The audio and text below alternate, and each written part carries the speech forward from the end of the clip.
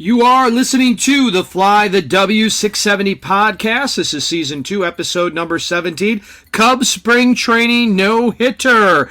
Don't forget to listen, download, review, and most importantly, subscribe to our podcast. Follow the socials, Fly the W670 on Twitter, Instagram, Fly the W on Facebook, or email us, flythew670@gmail.com. Crawly, happy Sunday. How are you? Oh, man, with all of these W's flying, I can't be in bad shape. The other exciting thing, Dustin, is that the Cubs just, the next time they play at Sloan Park, I will be there. So I am. You will be there. Look at you. Okay, Yes, that's sir. something to look forward to. All right, so since we were last together, the Cubs have played 4 spring training podcasts, and they've been doing a lot of flying the W, as you just alluded to. Yeah, they won 4 times since we last recorded. Their record is now 6-4. So they started off with a win and then 4 straight losses, and now they're on a 5-game winning streak. So to me, as I kind of take a look at this, the most impressive aspect of this stretch of baseball for the Cubs has been what Jed and Carter have been counting on for the 2023 season, which is pitching and defense. And we've seen some really good pitching. Really, really good pitching, Crawly. So really good pitching. We're going to get into some of that Friday night pitching in a little bit, but let's talk about the game on Thursday when they took on the A's. Yeah, on Thursdays, the Cubs beat the A's 6-1 at Sloan Park. A lot of positives. Marcus Stroman pitched 2.1 innings. He gave up 2 hits and a walk, but he also struck out 4 batters in his last starts before heading to the World Baseball Classic.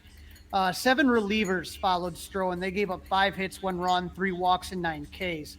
Bailey Horn had a nice bounce back. Rowan Wick had a decent game, and Julian Merriweather pitched well. So those 3 guys had some struggles last time. It's good to see them have a good game. On offense, in the bottom of the first, Ian Happ and Cody Bellinger had back-to-back singles. Eric Hosmer would strike out, but with 2 outs, you're going to hear this name a lot in this podcast. Nick Magical hit a double to drive in 2 runs to give the Cubs a 2-0 lead. In the third, Nico would have a leadoff double, and Happ would single to give the Cubs a 3-0 lead. In the 4th inning, Magical would lead off the inning with a single, steal second, advance on a ground out by Tucker Barnhart, and score on a Mike Talkman single to make it 4-0. He also stole second in the inning. PCA, Pete Crow Armstrong, entered the game in the 5th inning, and this is the kind of disruptive force that PCA is, right? He draws a 1-out walk, he steals second, he advances to third on an Eric Hosmer ground out, and he scored on a wild pitch. You almost couldn't have written it better for PCA, right? In that situation. I mean, that is just that's just awesome stuff. Awesome stuff. I mean, he's electric to watch on defense and offense on the base paths. He would draw another walk in the 8th, but I mean, it's going to be interesting to see how long this kid stays down there. Right, it really is. They're going to give him something to think about. There is no doubt about that. And you were talking about Nick Madrigal. I believe he also celebrated a birthday this weekend. So happy birthday to Nicky Madrigal. Okay, that moves us into Friday night, Crawly, where the Cubs were taking on, I believe it was the Padres, right? Yeah, they were at Peoria Stadium and playing the Padres. I still believe that those ugly uniform patches looked awful. I saw them. I mean, I have a natural aversion to the Padres uniform. It triggers my gag reflex. I'm telling you, Dustin, what the Motorola jersey patch just made it worse. Please, Tom Ricketts, I don't know if you listen, but please don't do this. Anyway, back to the Padres and the Cubs. They had the team's first ever spring training no-hitter, a combined no-hitter, Dustin, your favorite. On offense, Cubs got their first home run on a massive Edwin Rios solo home run to right field. So far, this kid is exactly as advertised. Yeah, he is. Yes, he is. Yep. Lots of strikeouts, but tremendous power. I mean, he's obviously someone that's going to start in AAA, but he may be someone, they're going to try to work with. I think the Cubs hitting infrastructure has been doing a lot of good stuff. Let's see what they can do with this kid. 2 of the Cubs' hottest hitters, Trey Mancini and David Bodie, each went 2 for 3. David Ross has called Bodie the MVP/MVB, most valuable Bodie of spring so far. Nick Madrigal singled. He advances to third on a Mancini single. and scored on a Yan Gomes sac fly to make it 2-0. I talked about how electric PCA is on the base pass. Check out this sequence, Dustin. This is what I'm watching, right? Jared Young leads off with a single, followed by a PCA single that moves Young to third. So you got runners at the corners, PCA at first. PCA then steals second. Don Nunez for the Cubs is up to bat. Runners at second and third, no out. He hits a ball to former Cub Alfonso Rivas. Rivas decides to go home to try to get Young out, and the throw hits Nunez in the hand, allowing Jared Young to score. But while everyone's trying to figure out what's going on, PCA never stopped. He flies around third base. He scores all the way from second on a ball that never left the infield. Okay. The ball was like a little bit, past the foul line, but it wasn't like it was kicking around somewhere in the bullpen chairs or something like that. I mean, this kid's baseball IQ reminds me a lot of the guy he was traded for, Javier Baez. He's playing 4D chess against these guys. Just absolutely, the instincts are off the charts. Absolutely loved it. But we're not here to talk about offense, Dustin. We're here to talk about pitching. All eyes on Justin Steele as he was scratched from his last start due to arm fatigue, but he picks up right where he left off last season. He threw 2 innings, 6 up, 6 down, no walks, no strikeouts. He only needed 18 pitches to do it. They were joking around. It was Pat Hughes and Rick Sutcliffe on the call. He was on the headset. They said, "Hey, did you even break a sweat?" So he threw 25 additional pitches to get some more work in. But I got to tell you, we were worried. I was more worried, I think, about it. You were waiting to see if he'd make his next start. But good to see the kid come out there and have an excellent start. Oh, awesome start. Like you said, picking up right where he left off. And you got to love the number of pitches. And did I hear that it was so easy for him that he went and threw like a little side session in the bullpen because it was too easy and they needed him to get a little bit more work? Did I read that right? Yep, 25 additional pitches on the side. That doesn't happen very often. Listen, if he pitches like that, the Cubs are going to be in good shape. Remember we had Greg Coldstein on from Baseball Perspectives talking about Pacode and all that stuff. He said they had the Justin Steele being the Cub with the most wins as far as a pitcher. So let's keep an eye on that. But Steele was followed by Javier Assad. Remember last time when he was starting, he had a great start. He was in for Steele that was scratch. Another 2 innings, no runs, no hits for Javier Assad. Brad Boxberger pitched 1 solid inning, and he's the veteran presence that the Cubs needed in the pen. Adbert Alzolay had a nice bounce-back performance, going 1 inning, striking out 1, making a very nice defensive play on a bunt off the bat of Jose Azucar. That looked like it was going to be the Padres' first hit, but Alzolay, very athletic play. So the Cubs had no hit the Padres through 6 innings, but it was the last 3 pitchers, Dustin, that had me drooling. Jeremiah Estrada, Cam Sanders, and Nick Birdie, who threw heat and filth. I don't know if that's an obvious shirt yet, heat and filth, but if it isn't, it should be. Jeremiah walked 1, but he struck out 2. Cam Sanders struck out 2, and Nick Birdie, he lost his command a little bit. He walked 2, but he struck out 1. But these guys are throwing absolute gas. The pitches are moving all over the place. Here's what I'm telling you, Dustin. I see Jeremiah Estrada and Cam Sanders both pitching for the Cubs this season. Jeremiah had a cup of coffee last season. Cam has not pitched in the majors. I see both of them coming up at some point this season to help out the Cubs. Sure, I could see that too. That makes sense. Scott, Cam Sanders is the son of Cubs pitcher Scott Sanders. Jeremiah, we had on the podcast. These guys, I'm just so excited. And then on Saturday, Dustin, right? The Cubs take on the Angels at Sloan Park. How do you follow up a no-hitter? How about a shutout? There you go.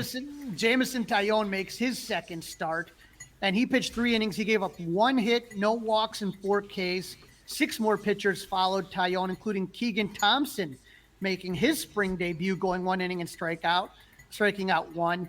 2 relievers that I've been paying close attention to this spring that came out of the pen, Ben Leeper and Dennis Correa. I keep trying to tell Cub fans, there are waves and waves of arms ready to come up. And these are 2 guys that, once again, throw some gas, and have some filthy pitches. The pitching infrastructure has done a phenomenal job. The Cubs have struggled forever when it comes to pitching development. It hurt them in 2015 to 22 run. They constantly, on the last few years, have been signing veterans out of the bullpen, a lot of bullpen arms, tweak some things, and then trade them the last few years. Ryan Tepera, Craig Kimbrell, Andrew Chafin, Scott Effross, Nate Robertson, Chris Martin. This year, Brad Boxberger, Michael Fulmer. They keep kind of picking these guys up, kind of tweaking some things, and these guys all of a sudden have some really great years, and they've traded them for a lot of good pieces. But here's what I'm telling you, Dustin. In the future, I see the majority of the Cubs bullpen being completely homegrown. That's what I'm seeing, is that you're going to have so many guys that the bullpen is going to be a huge strength for the Cubs, and they're not going to be anything that you have to kind of go looking around for. That's going to be something that's just not going to be on Jed and Carter's. They're going to always look. You're always going to see if you can get anything of value, but I think it's just going to be mostly homegrown guys in the future, Well, and that's a testament to Tommy Hotovy, who David Ross refers to as the best pitching coach in Major League Baseball. He's doing a great job with him, and they've got the pitching lab going, and I agree with you. You can't have enough pitching, and the Cubs right now seem to have quite a bit of it. Hotovy is great. Chris Young, the whole staff out there. The guy, though, at the very top of that pyramid is Craig Breslow, and he has just absolutely done wonders with this pitching department. And kudos to the scouting and development teams as far as, scouting these guys, getting them young. Even when you talk about this last draft, a lot of people are excited about Cade Horton and Jackson Ferris. These are guys that are going to keep coming up. So there's from top down, it's really good. So offensively, Nico Horner hit an RBI triple, and Eric Hosmer added an RBI single to score Horner as the Cubs beat the Angels 2-0. Not a really big offensive game, which leads us into Sunday, and that's where the Cubs took on the Rockies with Drew Smyly getting the start. Now, up until, the only Cubs starter that really has given up multiple runs has been Drew Smyly, unfortunately, and he was greeted quite rudely by Chris Bryant, who hit a... Oof! Still going, Crawly. Still going. That was massive. And guys, it's hard, man. And you talk to some of these players and take a look at center field, Cody Bellinger. You see a lot of parallels with Chris Bryant, an MVP, rookie of the year type that just had a bunch of injuries. And there's no doubt when you are injured, that's going to affect the way you play the game, the way you hit. It's going to throw off your mechanics. Chris Bryant, when he's right and when he's healthy, we know what he can do. He helped lead the Cubs to the World Series, and hopefully Bellinger will have a great season. And I want KB to have a great season, So with 2 outs in the inning, Smyly gave up 3 straight singles, and the Rockies were up 2-0 early. Trey Mancini started the second with a single. Bellinger popped out. Gomes struck out, but the MVP, the most valuable vote, he continues to rake. Hits an RBI double, and the Cubs lead 2-1. In the bottom of the third, Smyly gave up his second home run of the day, and his day was done with the Cubs down 3-1. Not hitting the panic button yet. Just remember, second spring start. The thing is that the Cubs have been doing so darn good that it just kind of makes this bumpy start by Smyly or a bumpy start by Sampson just kind of get magnified and look worse than it really is. Right, it sticks out like a sore thumb because the starters have been so good. Right, whether you're talking about Assad, Hayden Wesniewski, Caleb Killian, Marcus Stroman, all these guys have just been doing really well. That when you don't do well, it sticks out. And so, no big deal. But in the top of the fourth, Trey Mancini hit his first Cubs home run and pulled the Cubs within 3-2. Dustin, that ball was tattooed. Exit velocity of 115.1 miles per hour. I have a feeling this is a big comeback year for Trey Mancini. I don't know what happens with Eric Hosmer. Maybe he stays on the team. Maybe he DHs a lot. I just have a feeling that we're going to see Trey Mancini in the lineup almost every day. Yeah, he's looking awfully good. Awfully good. You brought up on the last show, Dustin, the question about, do you want him playing every day or can he kind of rest a little bit? And We'll see with Matt Mervis what happens. You're starting to see, he's not absolutely crushing it in spring, but again, not hitting the panic button early. But it's good that you have Eric Hosmer as a professional, can take some at bats. But I really see Mancini having a great year and taking the majority of starts at first, especially when Seiya Suzuki hopefully comes back quickly. Fingers crossed on that, Crawly. Fingers crossed on that one. In the 5th inning, Nick Madrigal singles, Dansby Swanson walks, and Ian Happ, who was scuffling the last couple games, hits an RBI single to tie the game. The game stays tied until the 9th, but Ryan Jensen comes into the game. He gave up a leadoff single. He walked the next batter. He gets a ground out. He walks another batter. He gets a strikeout. You have 2 outs, but Jensen walks the 3rd batter of the inning to give the Rockies a 4-3 lead. You just can't walk 3 guys, Dustin. I mean, that's goes without saying. Recipe for disaster. Recipe for disaster. Right, and so 4-3, and then the next hitter, Julio Carreras, looks like he's going to ground out, but it's a swinging bunt that landed like 15 feet in front of the catcher, drove in another run to make it 5-3. The Cubs have no more pitchers left. You're thinking this is all, this is probably about it, right? In the bottom of the 9th, Cubs come roaring back with 1 out. I mentioned him before. I'll mention him again. PCA is going to single. Luis Torrens strikes out singing. Then Brennan Davis singles.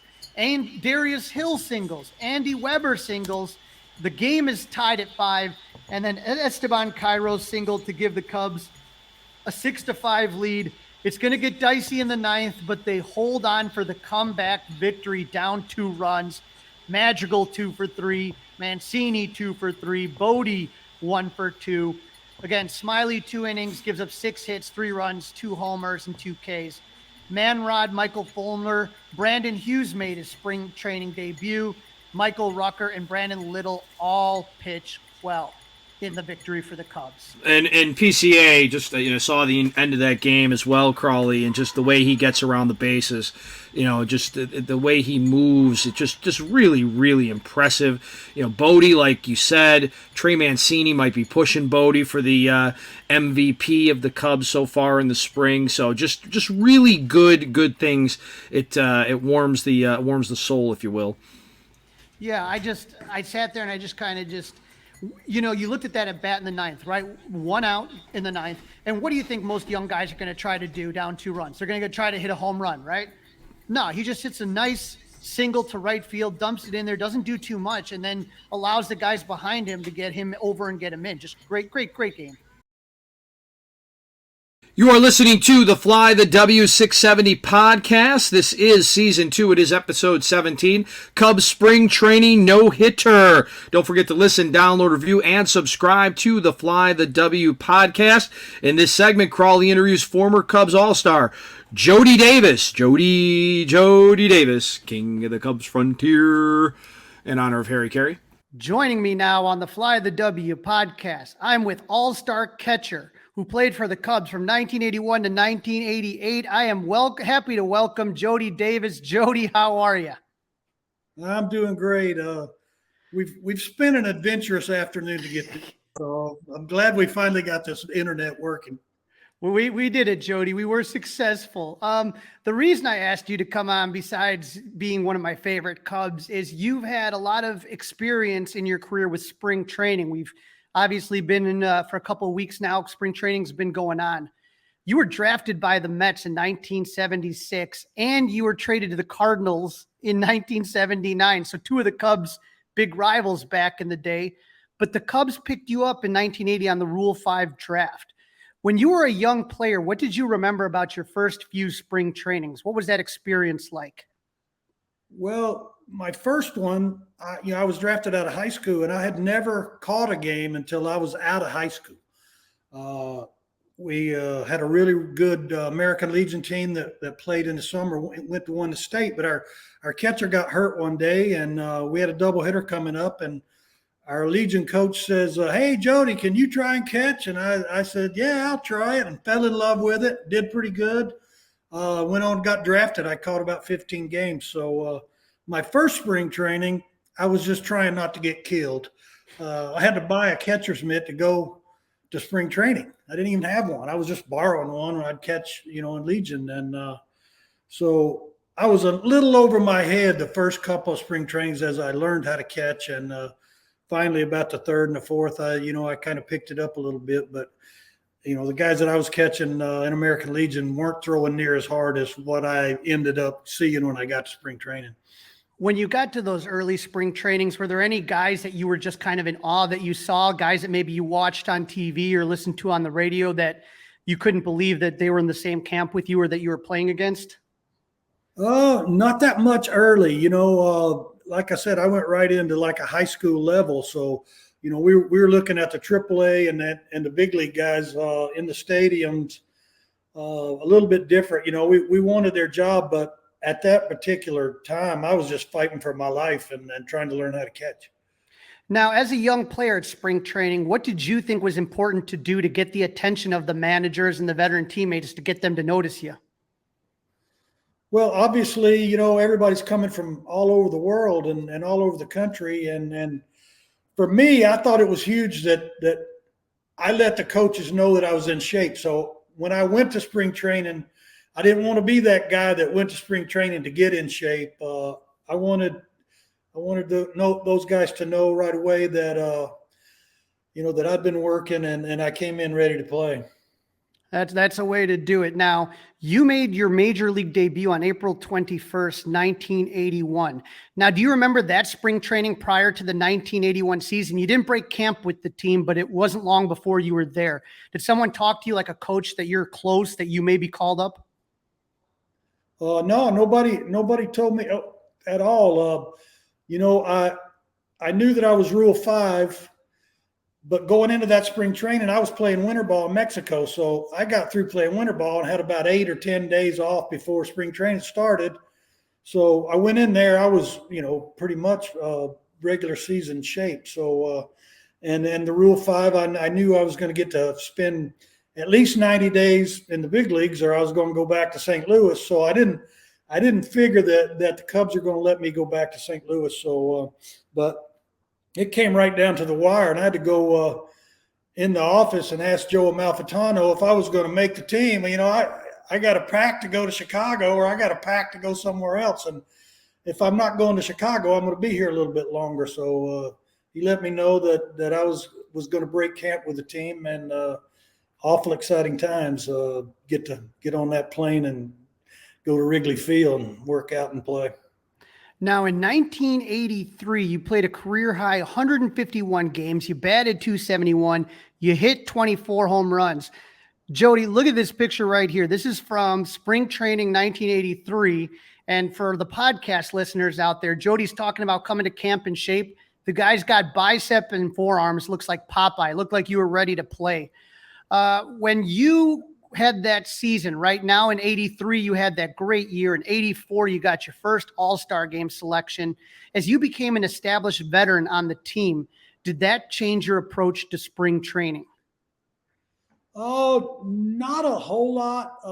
I think I probably made as much progress after my first complete season, my rookie year, going into my second season, because Dallas Green came over. First thing he did was brought Keith Moreland with him, and he said right into paper that Keith Moreland was going to be his catcher. And so I had a little extra incentive. I worked out really hard all winter because I'm saying to myself, Keith Moreland's not getting my job. And then got to spring training, and Keith and I ended up being best friends. And Keith was telling me, he said, just be patient. They're going to find a place for me to go play and hit. You're going to be the catcher. And like I said, we really got along. So I kind of took that starting job over in 82. And then, like you said, going into 83, I was a little more comfortable going into the season because I felt like I was going to be the catcher. So, obviously went to spring training ready to work and in shape and had a great year. Now, you mentioned Dallas Green, and that was my generation of Cubs baseball, watching and falling in love with it. Very similar this year. Jed Hoyer brought a lot of high character, high leadership guys with experience winning in winning organizations. You're talking about Dansby Swanson. You're talking about Cody Bellinger, Jamison Tyone. These are guys that have a winning pedigree. Same thing happened with you guys when Dallas Green in 84, when he starts to bring in Bobby Dernier and Gary Matthews, guys that had a reputation as leaders in the clubhouse. How did that make a difference with the clubhouse dynamics when those guys came to the team? Oh, it was huge. And, it started back in 82. Like I said, Dallas came over and he brought in Keith Moreland and I think Dickie Knowles and some of those guys that were proven winners in Philadelphia, guys that Dallas knew from Philadelphia, and they knew that they were all about winning and paying the price. And that's kind of what got us started. And then 84, we had a lot better team in 83, but 84, we weren't having a great spring training, and they brought in DeSarge and Bobby D with about 4 or 5 games to go in spring training. And that was 2 pieces of the puzzle that we were really missing. We needed a leadoff guy in front of Rhino, and we needed another veteran leader. I mean, we had Larry Boa there since 82, but bringing in Sarge, I think, gave everybody in the clubhouse more confidence. And then, of course, he went and got Sutcliffe in June and then Eckersley a little bit later, and all the pieces just fell into place. Now, you had a great career, pretty much your entire career was almost with the Cubs. You did a little bit of time with the Atlanta Braves. But when your career was over, you were a minor league manager and a roving catching instructor for the Cubs. I know you managed the Peoria Chiefs, Daytona Cubs. You won championships there, the Boise Hawks. The Cubs have an interesting minor league staff, a lot of great coaches in there. When you guys are in spring training as minor league coaches, how much does the manager kind of get your opinion or your input on certain players, certain things that I think you coach, when you were in the Cubs system, Dusty Baker and Lou Piniella were managers. Did you ever, have conversations about young players and kind of let those guys know what those, what you thought about those players? Not too much. I was at such a low level. I spent most of my managing in low A and then at Daytona and high A. So those guys weren't really interested too much about the guys that I had at the lower levels. But as I moved up and got into Cincinnati, AAA hitting coach, AAA manager, AA manager, the big league managers were a lot more interested in the guys that I had, because they knew that those guys could jump, from where I was then. So it was a lot more conversation. Okay. And so, like you mentioned, you not only worked for the Cubs, you also worked for the Reds, you also worked for the Padres as a hitting instructor. And so you with those 3 teams, the Cubs, the Reds, the Padres, as a manager, as a coach, were there any players that you saw in spring training that right away you said, that guy's special, that guy has a chance to really have a potentially Hall of Fame career in the MLB? I don't know if we could go as far as saying Hall of Fame guys. Everybody kind of sees something a little different in these guys, and certainly saw some guys that thought were going to play in the big leagues, didn't know how far they could go.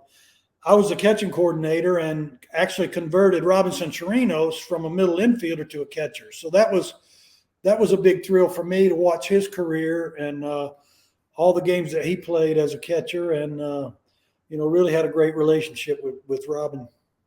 Now, I'm sure you're aware, but Gabby Hartnett leads the Cubs catchers with the most home runs with 231, but you're second with 122. Right behind you was Wilson Contreras, who finished his Cub career with 117. So, it's interesting to me. I don't know if you've been kind of, watching or following along to kind of that drama, but the Cubs seem to feel that they're emphasizing run prevention this year. Pitching and run prevention seems to be where they're really kind of pushing. How important was that conversation and relationship that you had with the starting pitchers like Sut and Trout and all those guys? How important is that communication and confidence that they have that they could throw whatever pitch, and they knew that Jody Davis wasn't going to let it get past him? Well, that's pretty much what they told me when I first came to the big leagues in '81. My rookie year, they told me they wanted me to catch, block balls, throw runners out, and call a good game, lead these pitchers through. So, I mean, actually, at one time they told me they didn't care if I ever got a hit, but being a competitor, and I'd always felt like I could hit throughout the minor leagues. For me, defense was totally number one. If I could get a hit to win a game, I got to pick my spots. Obviously, if I'm going up there in the ninth inning, we're down a couple runs. I'm trying to change the score. So the way I run, I wasn't trying to get singles. But the communication with the pitchers is huge. These guys, if you're catching every day, it's easy because you're out there with them every day, and you learn what they're thinking, and you know what their stuff is. So the communication part is just huge. And the funny thing right now, I don't, now that they have this pitch Jody, where the catcher and the pitcher can kind of communicate, how much would you have enjoyed doing that as opposed to putting down the fingers and the signs? Well, I don't know. I have mixed feelings, especially on, a guy can't throw to first or he can't try to pick off. I mean, that's a huge part of slowing base stealers down. Of course, I played in an era where everybody was running, a lot more than nowadays. So I don't know how that's going to affect the game. But I think holding runners on, man, that's a huge part of a pitcher's game, and we'll see how it plays out. But, I'm kind of mixed feelings because the commissioner, baseball, that they want offense. I mean, everything is created. Offense puts people in the seats, right? The attendance records are they want to see offense. The fans want to go to a game, see offense now. So if you're going to have offense, the games are going to run a little bit longer. It takes longer innings to score some runs. So, and being in the minor leagues, we're so used to the pitch clock down there. It's almost like it wasn't even there, because pitchers nowadays are going to get the ball and throw it. They understand that working fast is better for their defense. So be interesting to see how it works out. Yeah, like you said, you have the disengagement rule. You have, the bigger bases now to try to increase. I remember, like you saying, the guys like Vince Coleman and Willie McGee and all those, Bobby D, all those guys running around like crazy. It was a lot of fun. So there's going to be a lot of pressure on the catchers as far as, trying to make sure you have a strong arm. You can throw it to second. And I think the back pick is going to be important too. Yeah, I didn't quite understand you. I think you were talking about the size of the bases and the rule changes and all. I don't think that the size of the bases is going to have much of an impact, to tell you the truth. Now, I know last season you visited the South Bend Cubs. What words did you have for the minor leaguers, and did you have a chance to talk to their young catchers like Pablo Aliendo and Casey Opitz? I did not have a chance to talk to the catchers. I did talk with the offensive players. I got to sit in on an offensive meeting, and it's amazing today. And I knew this as a manager in the AA and AAA level, how much information offensive guys have on pitchers now. I mean, they got video from every pitch that they've ever thrown in the minor leagues. So, you can get a good read on and a good game plan on a pitcher. And so, it was just, it was interesting to sit into those meetings and watch those guys come up with a game plan for the game. Now, this is a picture right here of you and I. We were at the bar at Cubs convention. How much fun was it for you to be back at Cubs convention, and how much fun is it to see your old teammates? That's what makes it for us. So obviously, Cub fans are the best fans in the world, and getting that 3 days to mingle with them and hear their stories about when we played and so on and so on with that. But the reunion with the guys that we played with is really just incredible. See those guys because we do, we're around the ballpark all summer, but a lot of times we're never there at the same time. So, getting to see your old teammates and even the guys that played in front of us, Billy Williams and those guys, Fergie, that's what makes it a great trip for us.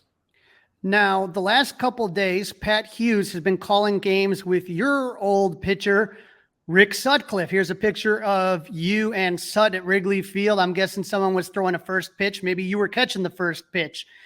Have you been, watching Sut doing his stuff on the broadcasting? Do you ever get a laugh and you enjoy listening to his calls of the game? Yeah, I enjoy listening to him. You got to know Sut as good as I do to know when he's really full of it. I guess I can use that, but no, Sut really knows the game and has been around it a long time, and he's been behind that mic a long time, and just huge congratulations to Pat on getting into the Cubs Hall of Fame. Something that we all strive for, I guess, and hopefully some of that 84 bunch will go in here in the next couple of years. I can tell you that Cubs Twitter is pounding their fist for more 84 Cubs in the Cubs Hall of Fame and to have you guys get recognized. I don't think, Jody, sometimes people realize, they think of Wrigley Field and they think of sold out 40,000 every day. And they don't understand that, after that 1969, when you talk about the mid to late 70s to the early 80s, Wrigley Field was empty. You guys helped put everything back on the map. Well, that's one thing that we're proud of. We kind of feel like we got the Cubs started in this direction. We didn't get it quite done there in '84. We let that slip away, but we kind of feel like we started the organization back on the track of winning again. And like you said, my rookie year, first 81, 82, 83, it'd be a sellout on opening day, and then they'd be 4,000 there on the next day. So it's great to go to Wrigley, especially when it's full like this. Just a great ballpark. We were talking about the 84 team. Next year marks the 40th anniversary of that 1984 team. So for those of people that are listening to this podcast right now and are like, why is Crawly not talking about 84?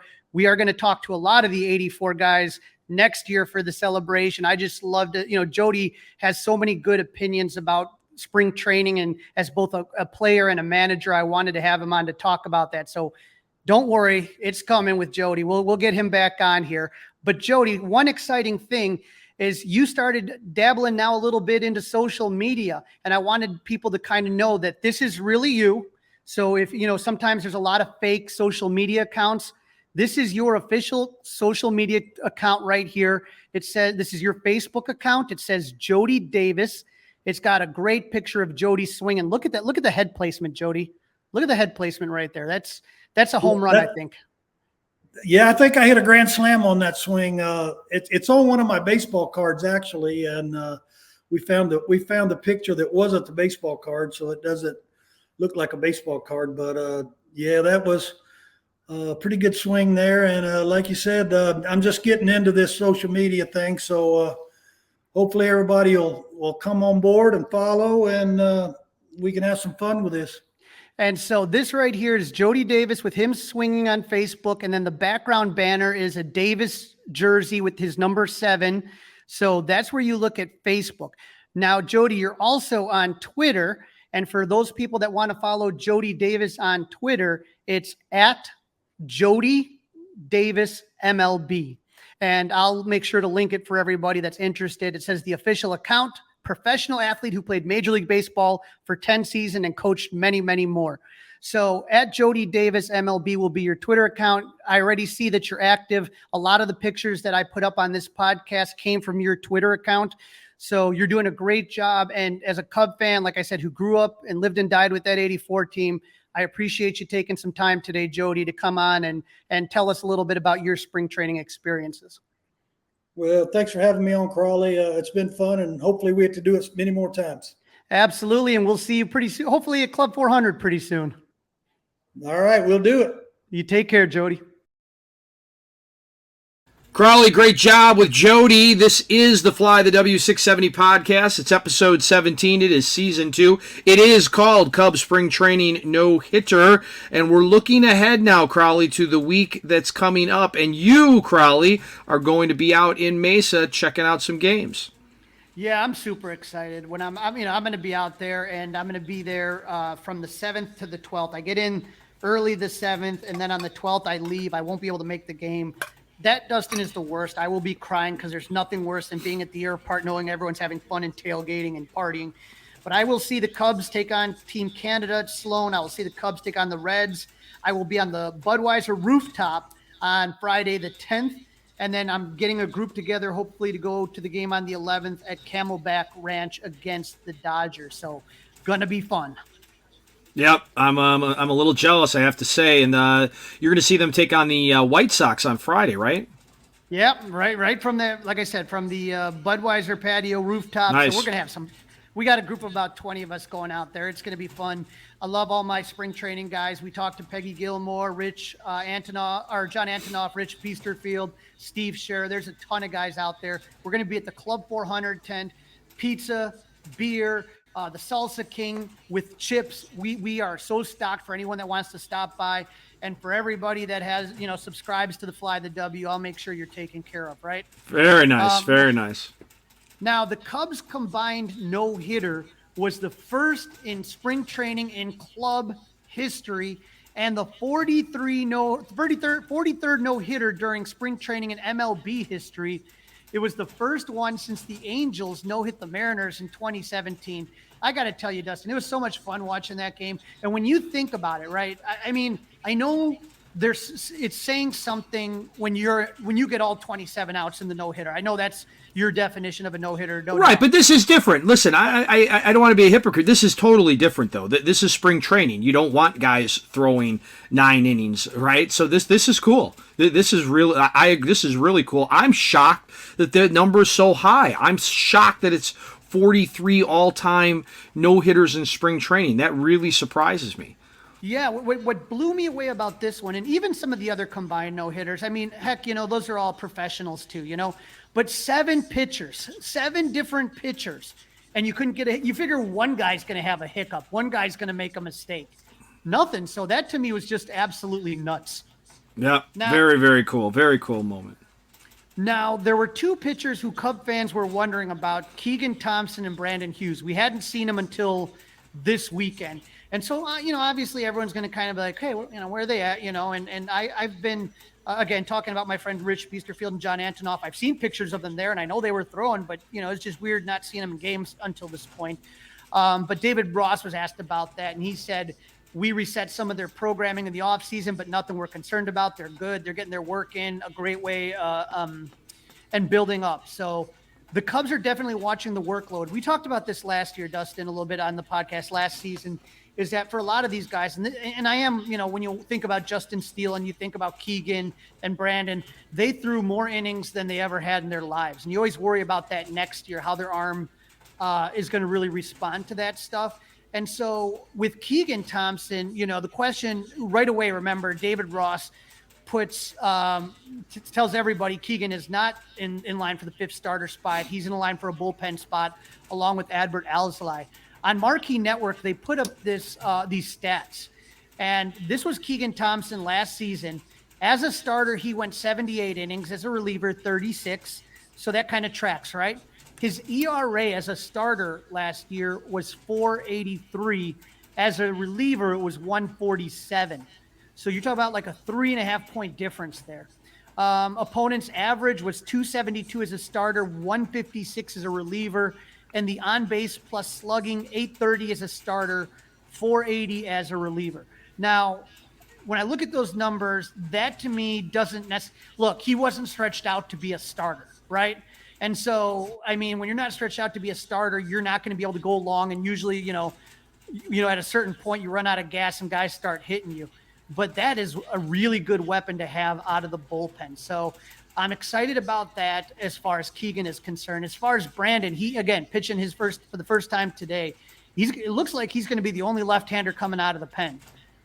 In the past, I'd say that you'd be more freaked out about that. But with the having to face 3 batter rule, I don't think it's as big deal, especially with the number of guys the Cubs have that do pretty good with even splits. They're not lefty specialists or righty specialists. So I'm not too worried, but very happy to see those guys get a chance to play. Yeah, absolutely thrilled to see Keegan out there, and was curious about Brandon Hughes. So both of those are good things to have seen, and a couple of guys, Crawly, we got to talk about. Their bats are doing great. Is David Bodie and Nick Madrigal. Yeah, remember I talked earlier a little bit about Chris Bryant and talked a little bit about Cody Bellinger being Rookie of the Years and MVPs and all that stuff. Nick Madrigal obviously was never that, but he was, him and David Bodie were both very good hitters, and both guys had a lot of injury history, right?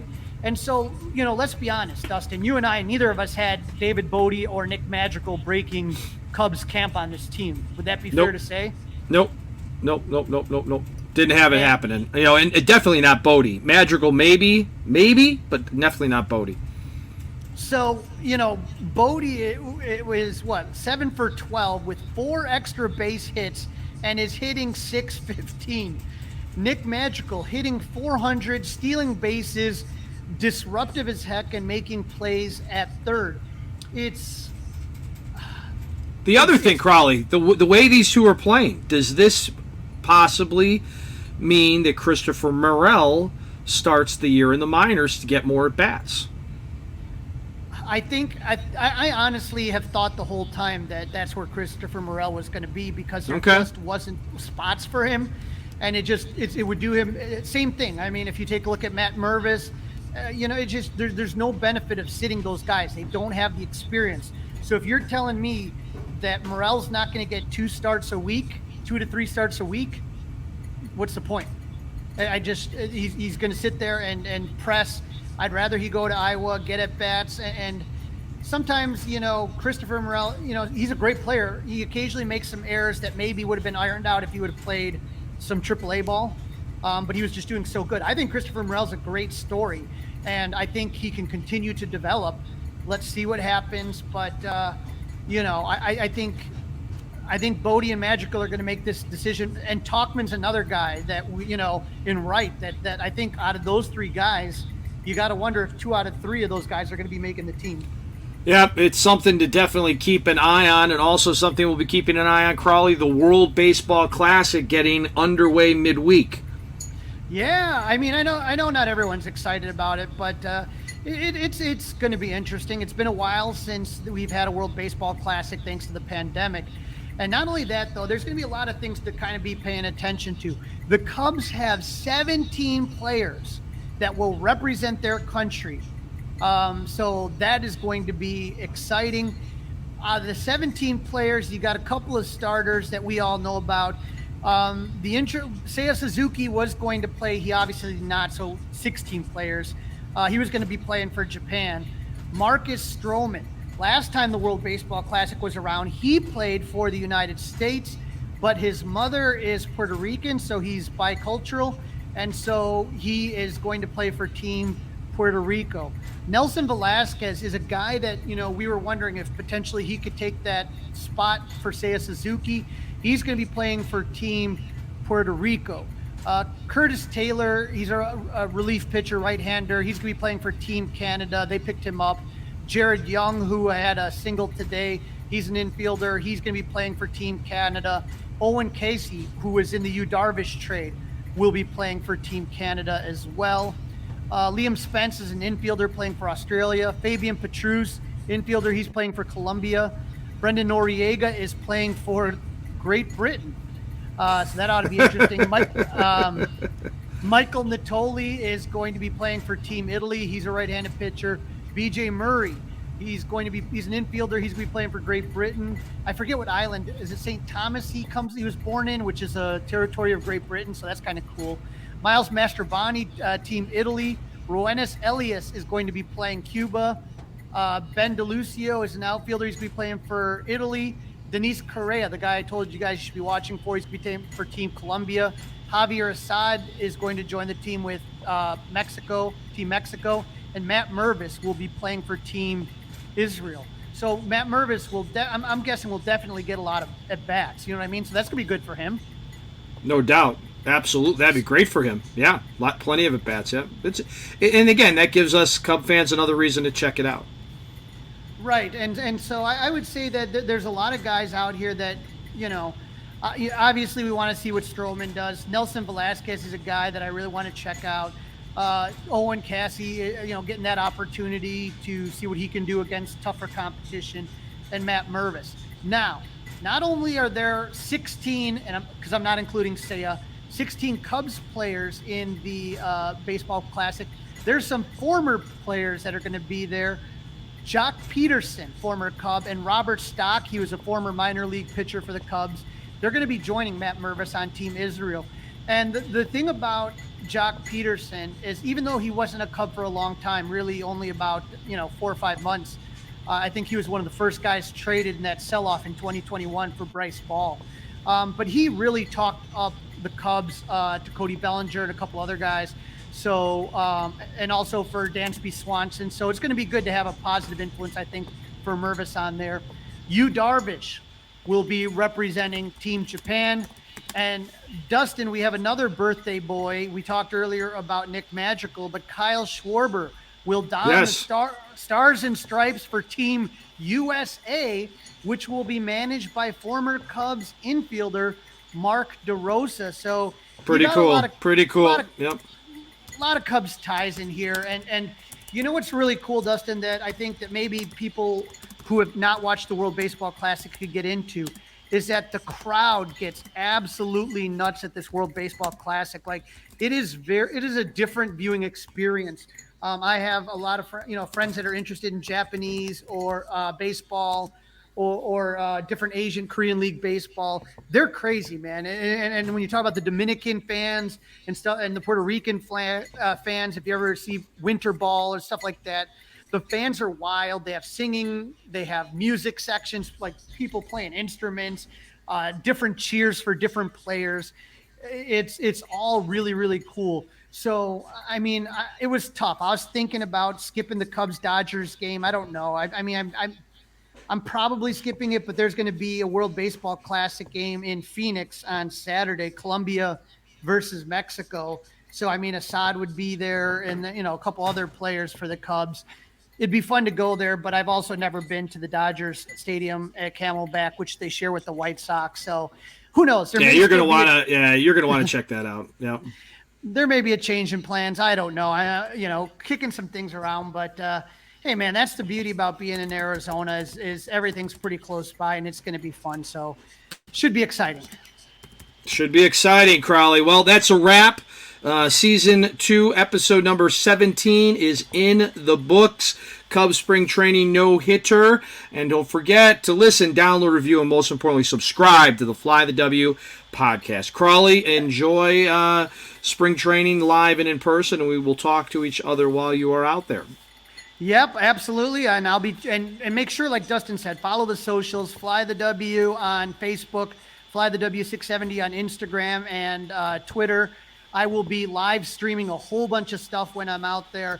If you've ever seen my live streams from spring training, they can get a little wild, but I'm going to try to behave myself as much as possible. Like I told everybody in the last podcast, I'll tell you in this podcast, the Club 400 tent, free pizza, free beer, free salsa and chips from the Salsa King of Chicago, JP's Famous Pizza, all for our subscribers. You come up to the tent, you show me you subscribe to the Fly the W podcast.